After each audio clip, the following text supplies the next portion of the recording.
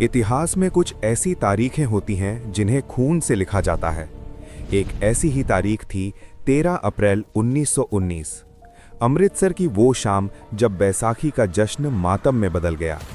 महज 10 मिनट के अंदर एक ब्रिटिश जनरल ने निहत्थे बच्चों, औरतों और बुजुर्गों पर इतनी गोलियां चलवाईं कि आज भी वहां की मिट्टी लाल है।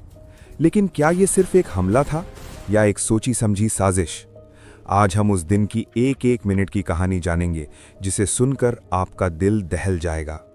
इस नरसंहार की नींव 1919 के रॉलेट एक्ट ने रखी थी। इसे बिना वकील, बिना अपील, बिना दलील का कानून कहा गया। इसके तहत ब्रिटिश सरकार किसी को भी बिना ट्रायल के जेल में डाल सकती थी। अमृतसर के दो लोकप्रिय नेताओं डॉक्टर सैफुद्दीन किचलू और डॉक्टर सत्यपाल को गिरफ्तार कर लिया गया था। अमृतसर में तनाव बढ़ चुका था और शहर की कमान ब्रिगेडियर जनरल रेजिनाल्ड डायर को सौंप दी गई थी। डायर ने शहर में मार्शल लॉ लगा दिया था, लेकिन गांवों से आए हजारों लोगों को इस प्रतिबंध की खबर तक नहीं थी। 13 अप्रैल बैसाखी का दिन, शाम के करीब 4:30 बजे थे। करीब 15,000 से 20,000 लोग जलियांवाला बाग में जमा थे। ये मैदान चारों तरफ से ऊंची दीवारों से घिरा था और बाहर निकलने के लिए सिर्फ एक संकरा रास्ता था जो मुश्किल से 5 फीट चौड़ा था। शाम 5:15 बजे जनरल डायर ने अपने 90 सशस्त्र सैनिकों के साथ बाग में प्रवेश किया। इनमें से 50 सैनिकों के पास .303 ली एनफील्ड राइफल्स थीं और 40 सैनिकों के पास खुकरी थी।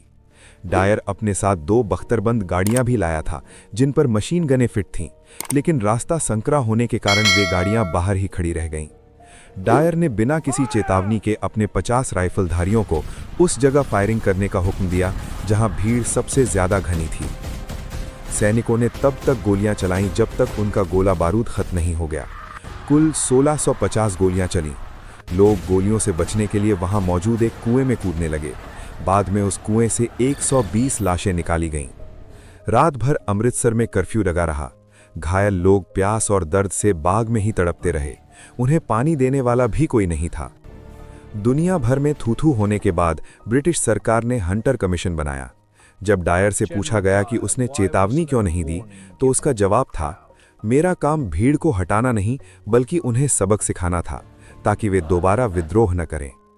ब्रिटिश सरकार ने मरने वालों की संख्या 379 बताई, लेकिन हकीकत में ये संख्या 1000 से ज्यादा थी। हैरानी की बात यह है कि जब डायर लंदन गया तो कुछ अंग्रेजों ने उसे ब्रिटिश साम्राज्य का रक्षक कहकर सम्मानित किया और उसके लिए चंदा भी जुटाया। इस घटना ने भारत के स्वतंत्रता संग्राम का रुख मोड़ दिया। ऊधम सिंह नाम के एक लड़के ने उसी दिन कसम खाई थी कि वो इसका बदला लेगा। 21 साल बाद 1940 में उन्होंने लंदन के कैक्सटन हॉल में माइकल ओ डायर को गोली मारकर अपना वादा पूरा किया। इस कांड के समय शहीद भगत सिंह सिर्फ 12 साल के थे। वे स्कूल छोड़कर अमृतसर पहुंचे और वहां की खून से सनी मिट्टी को एक कांच की बोतल में भरकर घर लाए, जो उन्हें हमेशा आजादी की याद दिलाती रही। भारत भर में विरोध प्रदर्शन भड़क उठे। रविंद्रनाथ टैगोर ने अपनी नाइट हुक वाली उपाधि लौटा दी। साथ ही महात्मा गांधी ने हत्याकांड के विरोध में अंग्रेजों द्वारा दी गई कैसरे हिंद की उपाधि वापस कर दी। इस घटना ने उन्हें अंग्रेजों के साथ सहयोग न करने के लिए प्रेरित किया, जिसके परिणाम स्वरूप 1920 में असहयोग आंदोलन शुरू हुआ।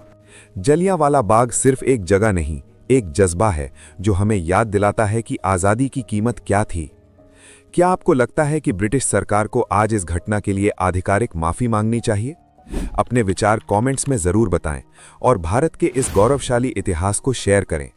जय हिंद, जय भारत।